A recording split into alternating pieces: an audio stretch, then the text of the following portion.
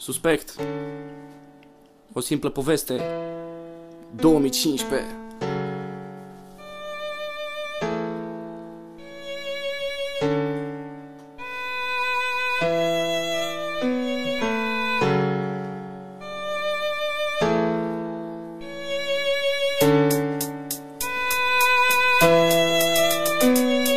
Asta e o simplă poveste, ca ea sigur că nu se mai găsește.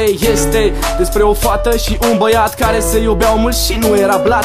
Erau doi copii plini de speranță care vroiau iubire și nu distanță. În prima zi când s-au întâlnit, crede-mă că doar și-au zâmbit. A doua zi când s-au întâlnit, Parcă și-au vorbit un pic. După ceva timp s-au pus împreună. Asta pentru ei însemna viață bună. În fiecare zi se vedeau și se sărutau și chiar dacă nu, totuși vorbeau. Era o relație fericită și împlinită. Ei doi erau ca o oglindă. Fata chiar nu ascundea nimic.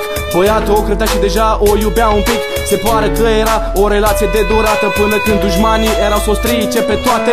Au trecut 3-4 ani de relație și de-abia când îi spunea te iubesc, dar cu palpitație fetei îi tremurau picioare, nu știa cum să zică baby, să știi că sunt gravidă. În sfârșit ea a născut, băiatul fericit că are un prunc. Era o familie fericită și cu putere și la dușmani le ziceau la revedere. Și uite așa s-a mai format o familie și Suspect a mai făcut o melodie. Și uite așa s-a mai format o familie și Suspect a mai făcut o melodie. Asta e o simplă poveste, ca ea sigur că nu se mai găsește. Este despre o fată și un băiat care se iubeau mult și nu era blat.